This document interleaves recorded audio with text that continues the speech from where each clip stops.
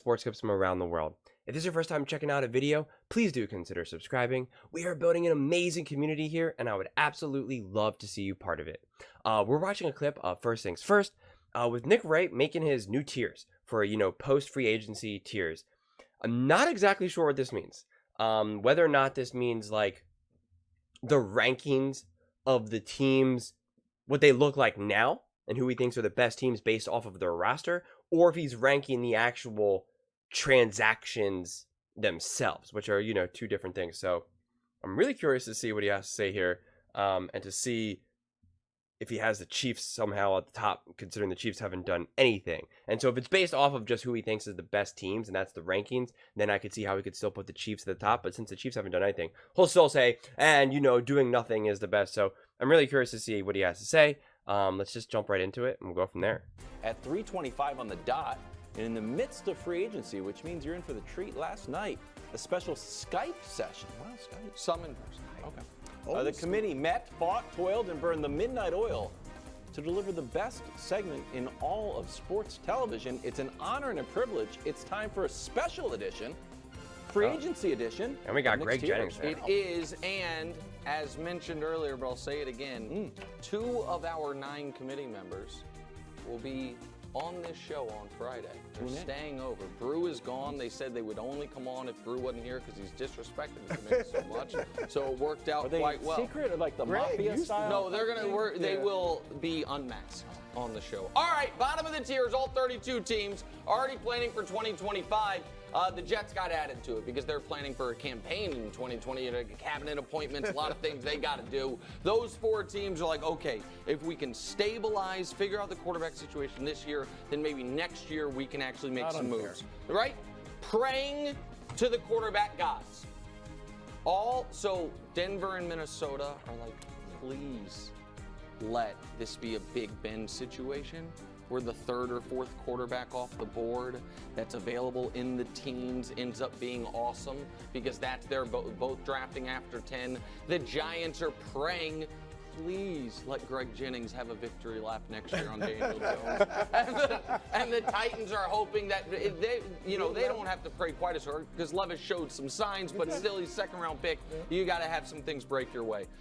Speaking of things breaking your way, everything has to fall perfectly. So all 3 of these teams, you can make a case, are going to be playoff teams. So I guess it's just what the teams look like right now after kind of this initial, free agency. So that makes sense. Next year.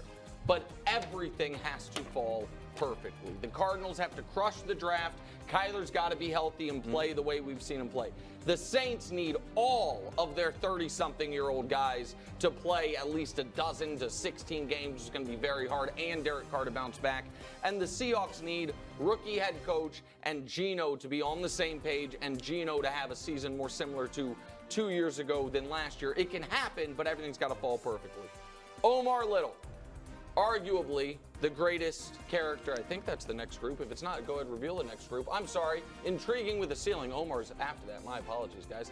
Intriguing with the ceiling. All of these teams believe they're going to be playoff teams. All of them are intriguing. Anthony Richardson coming back from injury is maybe the biggest unknown. What you're going to see Matt Ryan look like with the Falcons. All of Matt Ryan. Jeez Louise, I can't get over it.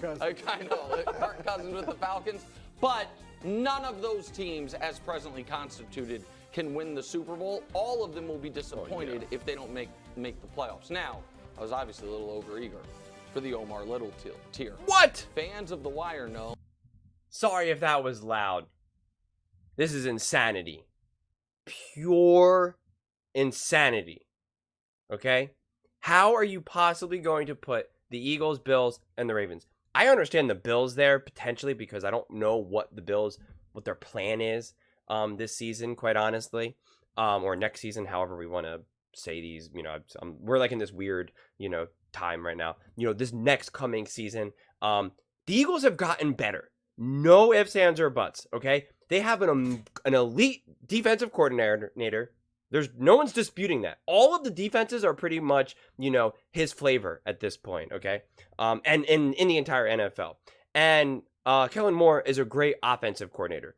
Boom, they took care of 2 massive issues. And they're building back their defense. They got Sauce Gardner.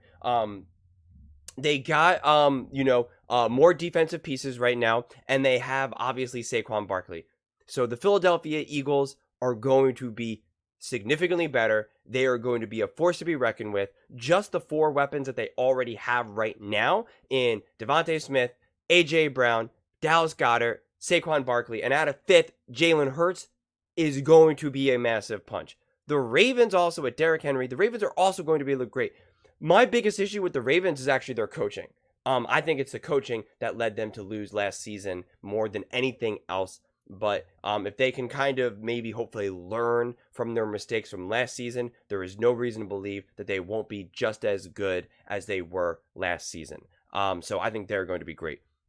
It's the Bills that are to me is a bigger question mark. So if you want to bring the Bills down, but to put those teams on the same level as the Miami Dolphins and the Chargers, who are rebuilding, brand new coach, figuring everything out right now, they have to rebuild that roster from scratch essentially, is insanity to me. Absolutely insanity. And honestly, putting the Jets that low is also insanity to me. The big question mark is Aaron Rodgers, so I do get that. But Aaron Rodgers is not, and the Jets are not on par with the Raiders, the Panthers, the Commanders, and they're not below the Titans or the Giants. That's just insanity. And I also think that the Broncos, it'll be interesting because it does depend on their quarterback. I think Sam Darnold is going to be great with the Minnesota Vikings. Stamp that right here. Mark my words right here. I think he is going to be completely supported. I think he's going to be a good quarterback. I think he showed that he was a pretty darn good quarterback, even with the 49ers in his limited play. And I think he's going to be very comfortable in Minnesota, that coaching staff. I think, and I do not mean this in a negative way. We always say soft in a bad way. Oh, that person's so soft. And sometimes it can be. But I think Sam Darnold is a softer person, not unlike maybe like a KD, which again, I'm not saying is necessarily a bad thing. And Minnesota Vikings, they have this culture, this coaching staff where they don't yell, they don't ridicule people, they don't slam people. It's very supportive. It's a very supportive environment that I think Sam Darnold can absolutely thrive in. And I think he will. I think he's going to turn a lot of heads and people are going to be like, wow, I didn't realize Sam Darnold was, that good. I thought he was just a complete bust. And I think he will be, a better quarterback. Kirk Cousins, as long as he makes a full recovery, that Falcons team is legit. They will be competitive. They're absolutely better and on a different level than Tampa Bay. The Colts, Shane Steichen is a legit offensive-minded head coach. He is a legit coach. He's a great head coach. I would rather have Shane Steichen than Nick Sirianni any day of the week. But the whole quarterback situation is a question mark. We don't really know what's going on with that. So again, I understand why they're down there. But I think they can, if everyone's healthy and ready to go, I think the Colts could potentially have maybe a slightly muted version as the Texans had this past season with CJ Stroud. I think the Texans were a better built team and had a little bit more pieces to go along. But Shane Steichen is the real deal. No ifs, ands, or buts. He almost beat the Texans with a backup quarterback getting into the playoffs. So that's the real deal. Trevor Lawrence and the Jaguars, I don't really know what to make of that. Last season, it's hard to get it out of your mind, but there was a lot of injuries. He not only had no one to throw the ball to, but then he had literally 4 different injuries in 4 different weeks, but continued to play. So in our minds, we're just he's just not good. And it's no, he was severely banged up. And I don't know where this came from, but it is the dumbest thing I've ever heard. You always hear media people say this. If you're on the field, then you should be able to play. And it's that is such nonsense, okay? When you're injured, you're injured. And when people say everyone's always banged up at this point in the season, you're right, everyone's all banged up, but there's all different degrees of being banged up. Some people are severely banged up, and some people are, they're banged up, they're achy, but they can still ball out. Trevor Lawrence was getting destroyed. I mean, it's amazing that they kept trotting him out there. So it'll be interesting to see what other moves they make, because I believe in Doug Peterson. I don't think Doug Peterson's this amazing coach, but I think he is a top-level coach. He's you wouldn't be upset to have him. He's not a spaz here, and you know that he can control a team and obviously win a Super Bowl. And Trevor Lawrence, I'm not ready to say Trevor Lawrence is just a bust. I think Trevor Lawrence is a good quarterback, but he needs to also be supported as well. And I think he's had some bad luck injury-wise and some bad luck, personal injury-wise, and bad luck with other players being injured. So that's where I would kind of move these pieces around. But to me, obviously, the biggest thing that stands out is having the Ravens. Unless the list just ends right here and one more above, but to put the Ravens and the Eagles down that low is just comically absurd and insulting. What's Omar Little's greatest line? Come at the king, you best not miss. All 5 of these teams took their shot at Kansas City. Right. The Dallas Cowboys are above the Ravens. Peeling it back a bit. We're And taking a few steps back because we took our shot, and now we weren't good enough last year or the year before, and now we're going to be a little worse than we were last year or the year before because we are losing players. Whether it's Roquan Smith, your entire secondary, Mike Williams, your best defensive tackle in Christian Wilkins signed for $100 million, or Patrick Queen for Baltimore, pardon me, and Mike Williams leaves the Chargers, Christian Wilkins leaves the Dolphins, and the Eagles figuring out what they're going to do. But don't worry, I'm sure Saquon Barkley will fix it. Next, preparing for a lot to love, a lot of upside. The Packers and the Bears. So I know people are going to think this is a little too bullish on the Bears, but the Bears were a 7-win team last year with an awful quarterback situation, and they are getting a generational quarterback in the building, plus all the free agency money, plus another top 10 pick. Everybody loves the Packers. They're both in the weaker conference. There's a lot to love and a lot of upside. Now, praying for an AI invite. What's AI? Any guesses? Wilds? I mean, I'll fall into it. Yeah. Artificial Arrowhead intelligence. Invitational. Exactly. They are just hoping. Check in the mail. Are we going to get to be there? We just hope we get to be the runners-up in the AFC. That's our ceiling, and we know it, but we would be delighted to be there. Still, really, really good. Listen, I understand why there's skepticism, but these are both good teams that have had minimal. So someone told me, I think it was O'Shea, said that he's such a genius, Nick Wright is such a genius at making these lists and making these points, that he makes them divisive on purpose, and that's what makes them go viral and get all these views. But this is so asinine. To think that the Cowboys are above the Bengals, the Texans, the Packers. The Packers destroyed them, demolished them, embarrassed them, made them look like a bunch of ugly clowns. And you have the Packers all the way down. The 49ers, who also undressed the Cowboys as well, who were just ever so slightly behind the Chiefs. They had every chance at beating the Chiefs to win the Super Bowl. No ifs, ands, or buts. I'm sorry, Chiefs fans. The San Francisco 49ers absolutely could have won that game. Hence why it went into literal overtime, okay? They had every chance to win that. And you really think that the Cowboys are on that level? Get the heck out of here. Get out of here.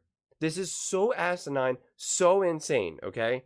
I would be putting the San Francisco 49ers, the Packers, the Detroit Lions, and the Eagles all on the same level. And I would probably I got to see how the Eagles end up looking. I would probably still elevate the 49ers above that. And if you want, I would maybe put the 49ers and the Detroit Lions above those other teams. But the Cowboys are intriguing with the ceiling. That's where I would put them down, okay? They're intriguing with the ceiling, but I wouldn't even say that they're intriguing. I would say everything has to fall perfectly. Actually, they have to hit home runs in the draft. They have to be drafting people that people were like, oh my God, how was this player drafted at this time? This is unbelievable. Who would have ever thought?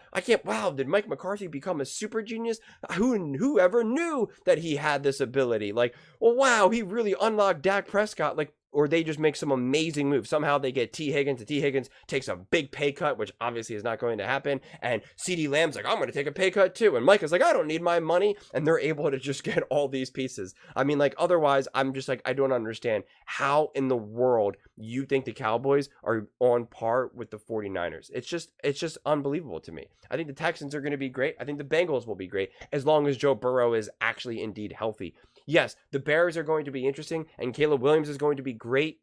And so to say that look how many wins they had, even though they had Justin Fields, yes, I understand that. But Caleb Williams needs a coach. He needs a legitimate coach. He needs to be controlled. He needs to be manipulated, and I don't mean manipulated in a negative way. He needs to be worked with. He needs to grow. He needs to mature. Otherwise, he is going to be a player that you're going to see him do amazing, exciting things, and then you're also going to probably see him do stuff like Jordan Love, throwing across his body, throwing across the field in a play at a time that you don't want to do that. So this idea that Caleb Williams is just going to enter the league and just be like, boom, and immediately just have instant success, I think he's going to have instant levels of success, but I don't think he's going to be able to 100% hit the ground running because I do not trust that coaching staff to be able to do that. That is the difference. So I think the Bears will be better and they're going to be interesting and fascinating, but I'm just not so sure that we can just start saying like, yep, they're great, because I think we're going to see the Packers be more composed. You're going to see the Detroit Lions more composed, the 49ers more composed, the Philadelphia Eagles more composed. They're experienced. These are winning franchises. They know what needs to be done. They've been there. They've had recent levels of success.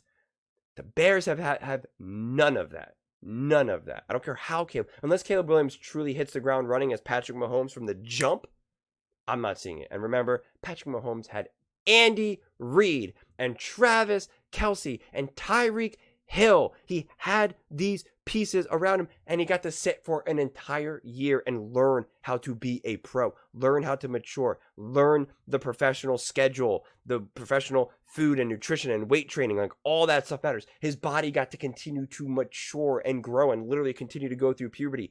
All of those things matter. Caleb Williams is not getting that opportunity at all. Not at all. Not to mention, Patrick Mahomes didn't have the same level of intensity around him that Caleb Williams had. People are like, you are Patrick Mahomes, you are Patrick Mahomes, you are Patrick Mahomes. They weren't saying that about actual Patrick Mahomes because there was no Patrick Mahomes at the time. People weren't looking to Patrick Mahomes as the savior. I'm sure you big Kansas City diehards thought so. And I'm sure some of you college fans who really understand the game know so. But the average fan, the average casual fan who's, I'm a Minnesota Vikings fan or I'm a really big Packers fan, they did not know who Patrick Mahomes was, and if they did, they're like, yeah, he's a pretty good quarterback. They didn't think he was going to be Patrick Mahomes. Caleb Williams has a level of intensity of like, if he is not Patrick Mahomes, then he's a failure, okay? So that's a lot of pressure, and you're talking about doing it in a franchise that has not been proven to be able to handle any of that. So this list is such garbage and nonsense. I understand why you put the Chiefs at the top. That makes sense. I can honestly genuinely understand that. So I'm not going to say that's ridiculous. Why would, Kansas City Chiefs be at the top? But everything else I said, I stand by. I really hope Brew and Greg Jennings actually give pushback. Full off-season losses. The Niners' biggest loss, Eric Armstead, that's a real one. But they have since added Leonard Floyd, Malik Collins, and it seems like Mike Silver saying they might add more. Dallas hasn't lost much, hasn't added much. They're both double-digit win teams that we know we question them in the playoffs. For Dallas, it's because of their coach and quarterback. For the Niners, double-digit win teams against all teams with losing records and didn't make the playoffs. Good teams. And now to near the top of the tiers, forever enshrined. So what do I mean by that? I forgot about the Rams. Think about those two guys. Right, the Rams are above the 49ers. Or the Soviet hockey team. Or Brian Russell. You can see them all, right? Because they're on someone else's legendary highlight reel. Okay. And one of these two teams is likely to be on the field when the Chiefs win their third straight Super Bowl. Wow. And they will be forever enshrined to history as, wow, they were there. Now, that also means I think these are the two best teams in the NFC as presently constituted. And, no surprise, reveal the top of the tiers, please. Rewriting the GOAT record books, whether it's team, coach, quarterback, they're trying to rewrite it all. That is the committee's off-season tiers, Greg Jennings.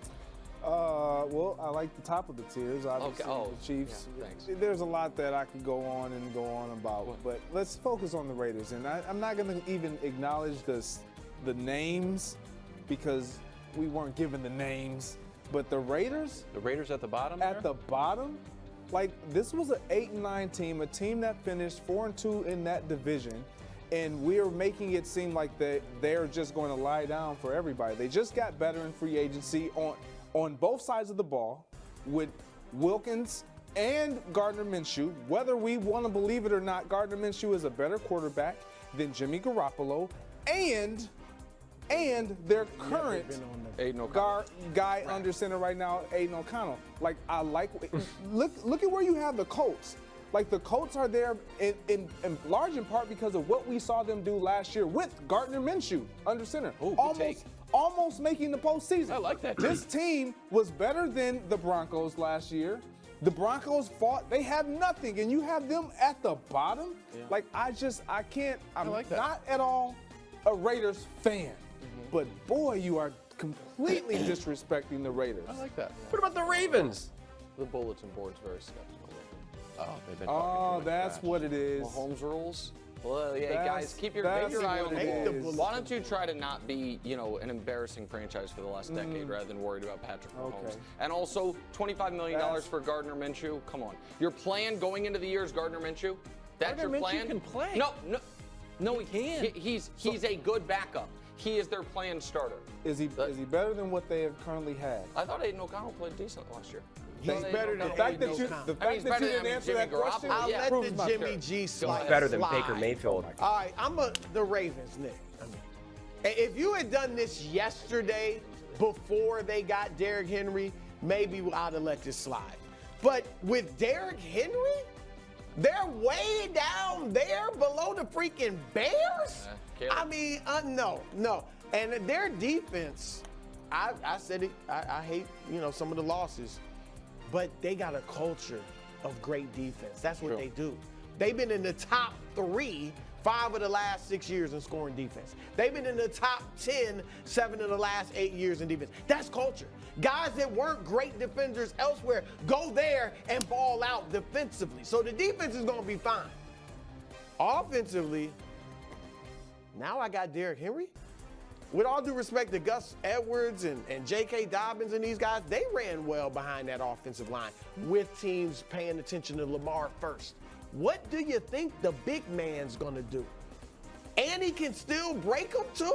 Oh my gosh. And they're going to get a receiver in the draft? They Oh do my that gosh. every year, don't they? I don't know if any team spent more draft capital. They- Ravens a one, yeah, the Saints a Ravens- one. How many? The Ravens should be all right. up, and they've matured. They've learned from their mistakes Oh, in the have they? AFC Championship. Really? Yeah, they will not be doing that foolishness that cost them against the Chiefs. You know what? I agree with you. They will not be doing much in the AFC Championship game this coming year. Wilds, I have a confession before you go. Go ahead. There was a lot of pushback from the committee about where I had the Ravens. They wanted them up a little bit higher. They wanted them alongside the Bengals and the Texans. Yeah. In the, for the trying to get an invite to Arrowhead Invitational. I was like, guys, if we put the Ravens on the Omar Little tier, we can justify it and we can bait Brew into further trying to rekindle his love. It's like anonymously sending him a picture of a high school girlfriend, like, nobody knows. Also, just I'm like a reminiscing. Baltimore thing. Yeah, oh yeah, reminiscent. Oh, and a Some good Baltimore times thing. together. Good point, Wild. It ended The badly, Wire. but we had some good times exactly. together. We gotta rekindle that All right. flame. So, I also have a confession to make. I thought the Bengals were too low because we don't get to see the title. And now you have them in the AFC Championship game. So I'm like, well, that's actually pretty good. But without seeing the They're the title, you highest knew they were. AFC, Yeah, right. they were. I know, but you have them down on the fifth spot or sixth spot. It doesn't go left to right, maybe Yeah. 6 or 7. But and anyway, I made a Bengals. I believe in the Bengals. First of all, Joe Burrow, underrated at this point, Greg? Maybe. When he's healthy, underrated? Maybe. Just saying, I'm putting out maybe there. He's a very good quarterback. Feels like You were the guy one gets saying that he might be a system quarterback. I never said he's Jake system. Brown. I never You said. did. You flirted with it. that. Jake Yeah. Browning can play a little bit. There you go. I'm just saying, if you Jake got- Browning or Gardner Minshew? Who you got? Probably Gardner, just because I like the outfits a little bit more. But what about the defense you're saying? Kevin, the defense was actually really bad. They gave up a ton of big plays. Here's the graphic Yeah, about still the big must plays, beat how the bad Chiefs. they are. Turns out they're the worst. Seahawks, Commanders, and the That's Lions. a lot of big plays. Good news. Wow. Free agency, went and got Geno, and a little bit of addition by subtraction, take him away from the Ravens. And this is the type of scouting the Patriots used to do. Oh, did you ever have a big play against us? You did. He intercepted Joe Burrow, ended up to it being a Bengals loss. Do we have video? Nope. Here it is a little bit late. It's just an interception. I told you guys about it. There he goes. He runs back. And finally, this is a Josh special. Yeah. Because no one else really likes to do this except me. A little strength of schedule action. Is it too early? no. Maybe. Non-divisional opponents. Some TCs on there, bro. A handful. We don't know how the year is going to go, but there are Yeah, some you're right. TCs there. Last 2 years, NFL best 17-4 in non-division games. If you got some TCs on your schedule, all of a sudden, maybe. Well, they do get the benefit of the last place schedule, even though they're not a last place quality of team. You know what I mean? That's rare that happens. That happens usually if your division's stacked. So they didn't really give a whole lot of pushback, just the Ravens and the Raiders. So yeah, I mean, I really said my piece, honestly. I would really love to hear your thoughts on this one. I just think this list is kind of crazy. It's not to say, like, the truth is, without obviously knowing anything about these teams right now and what they really are. Let me see if I can find like the whole list here, or the important part of the list. The truth is that I think for the most part, it's kind of anyone's game when it comes to the Rams, the Lions, the 49ers, the Packers, and the Eagles.